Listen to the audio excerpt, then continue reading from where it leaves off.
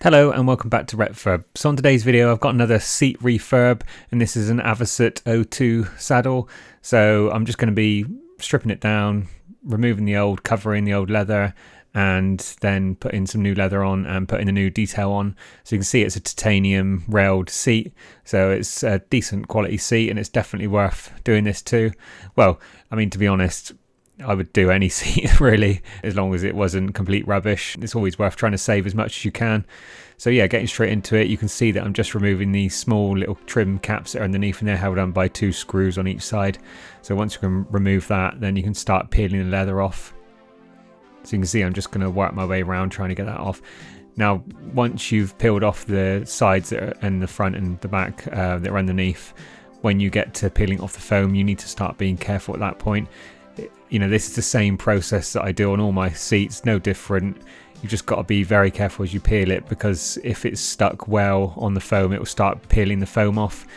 It's inevitable that you're going to get a little bit. You'll be extremely lucky if you don't get that it doesn't stick at all on the seat. I've had it before and it has come off, and I've had no foam, but that is a rare occasion. So you just need to be really careful. Obviously, the more you peel off, the more you'll have to sand off afterwards to get it smooth, ready for the new leather to be fitted. So you can see I'm just taking my time, just trying to peel it. This one is quite stuck down quite well. As you can see, I'm having a little bit of trouble trying to get it off without ripping the foam off.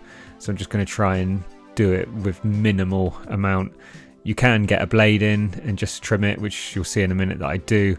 But again, doing that, you end up taking chunks off doing it with that anyway. There's no sort of way around it. You're going to get a little bit off, so you will have to sand it down a bit. It's just trying to minimize as much as possible, trying to, you know, get the leather off without peeling too much that foam off. It just makes it easier afterwards when you're shaping it. So you can see here, it's pretty much, you know, it's okay. It's not too bad. There's a few bits I'm just pointing out there that are a little bit deeper, but they'll sand out okay. So now we can move on to actually sanding it. So you can see I've got it outside now. I've got a belt sander. I normally use about a 120 grit belt on it and just gradually work my way around and just cleaning it up, just getting it smooth, just getting the shape back, and just take off a little bit. I mean, I probably had to take off, I don't know, about 1 millimeter, maybe slightly more than 1 millimeter in a couple of places. So you can see I've just sort of fast forwarded it there, and it's looking a lot better now, a lot smoother. All those lumps and bumps are removed. So yeah, that's pretty good now. That's ready now to have the new leather put on. So this is a 1mm leather. This is slightly thicker at this point. It was, when I bought it, it was 1 millimeter, but obviously you get deviations in leather. So some parts of it might be a little bit thinner, other than this part of the leather that I got left was a little bit thicker. I don't tend to like using too thick leather on seats because it makes it harder to try and wrap it round. And when you've got to get rid of any of the creases, when it's too thick, it's quite hard to do. But it's not too bad. This is a nice, decent quality piece of leather anyway. So, you know, it's a little bit of a trade-off, just making it a little bit harder trying to get it round, but it will be nice once it's all done. It'll be a nice, decent quality, and it should last for a long time again. So just trimming that around, making sure that I've got left enough on there that it's going to wrap around enough. And now I'm just using some aerosol adhesive and just spraying a coat on the leather on the back, and then I'll also do it on the actual foam, and then I'll let that tack off. You need to let it sort of tack off so it's not too wet when you put it on. If you put it on when it's wet, it won't stick down quick enough. It does allow you to move it around a little bit easier, but you want to sort of let it tack off both parts, and then it will stick down straight away, and you can start manipulating it and pulling it around easier. So I always try to start with putting it down, probably the nose first, and then as I pull it back and push it down on the top, I sort of stretch it back a little bit, and then this will make it easier to get the wrinkles out around the sides, and also make it a lot smoother on top. And then just pulling it around the sides as you do it. So you can see this, at this point the glue's tacked, so it pretty much sticks instantly. So you want to be pulling it and sort of pressing it down as you're wrapping it around and getting it into the creases, making sure that it's stuck down nicely and it's getting in all those grooves. Obviously this has only got that small groove at the top, so it makes it easier. Some seats are a little bit more detailed, but yeah, it's pretty straightforward really. And just rubbing it around the sides and getting it to bond. So with all the seats, the nose is always the hardest part. You've got a lot of area there, which is I'd say a lot of material there, which is in a small area. So you've got to try and push that in around and try and get the wrinkles out as you do that. So it does make it a lot harder. And I've just added a little bit more adhesive around. You can keep doing that while you're doing the retrim. Add as much adhesive as you want. Obviously you don't want to be plastering loads on, but if you need to add a little bit more you can do. And I'm just trimming off some of the excess leather now, just to make sure that I can fold it around and I don't need to trim it too much afterwards. So as you're doing it, you just carefully keep working around, keep pulling it and trying to get those wrinkles out the sides. You don't really want to be seeing any wrinkles around the sides of the seat or the front or the back, whatever. You just want to get it so the wrinkles are underneath as much as you can.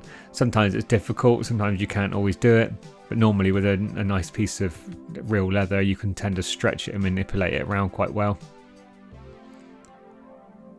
I have used vinyl a couple of times and it's okay, but I don't like using it. And one of my other videos that I did, you know, I sort of said I wouldn't do it again, and I don't unless, you know, I'm either doing a really cheap seat and I'm not too worried about it, just putting a covering over it quickly. But if I want to do it on something that's nice, then I'll always use a proper piece of leather. So you can see now I'm working on the nose, just going around, just trimming a little bit more off. Quite often when I do the nose on the seats, I'll use the impact adhesive, the aerosol adhesive, and tuck it in around as best as possible, and then sort of press that in place. And then I'll occasionally put like a little bit of super glue on there, just to hold that in. Obviously you've got a lot of material there, so if you can put a little bit of super glue in around it, it normally holds all those pieces together. It's not always necessary, but I do it quite a lot. With this one, I can't remember if I did it at the end or not. I don't think I did. But I just use there at the end of the screwdriver just to push it all in and get it nice and tight. And as you can see on this one, there's a little bit underneath. There's sort of like a piece of plastic there where the rails go into. So I will need to trim it around that just to make sure that it's fitting in there nicely.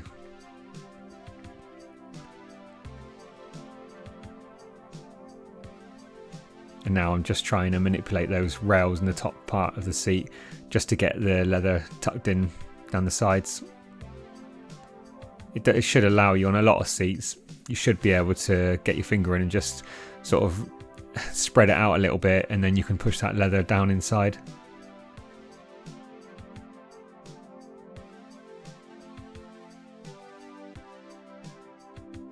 You can see just making sure that that's nice and tight around there. At the end I will go round again and just push it all and make sure the glue's stuck.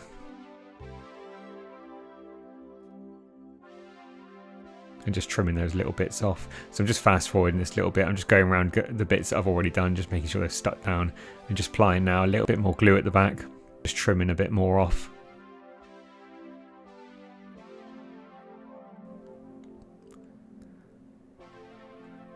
And now I'm going to be folding around the back edge.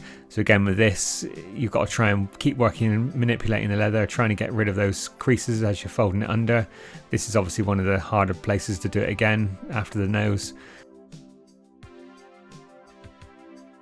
And you can lift it up again like I'm doing here, and just making sure that you're sort of smoothing it out as it's going.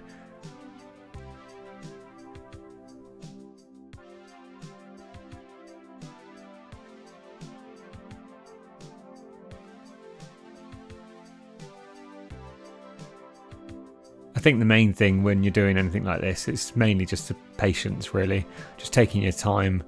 If you think it's not going too well, you know, just look at it and try and work out, you know, what it could be. Sometimes you might have a little bit too much material in there. You just need to take a little bit more off.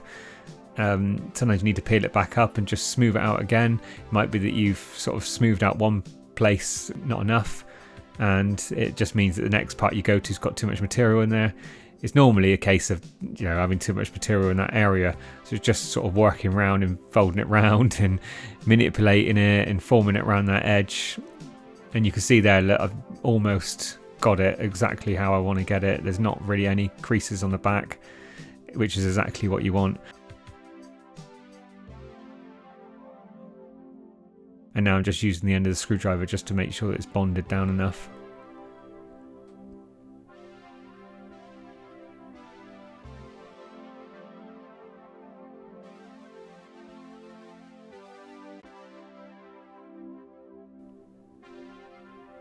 and doing exactly what I always say not to do, using the sharp end of a screwdriver. But it's only the small corner pieces I just get in there with that. But I always say don't use it in case you pierce the leather or damage it, and just going around with a little bit of solvent just to clean off any of the excess glue. Now sometimes I do cover up all the rails and everything underneath to stop that, but on this occasion I didn't need to put a hell of a lot on, so I didn't need to do it. And now I'm just putting those trims back on the back, so then there's 2 screws either side to hold these in place, and that'll also hold the leather on those edges.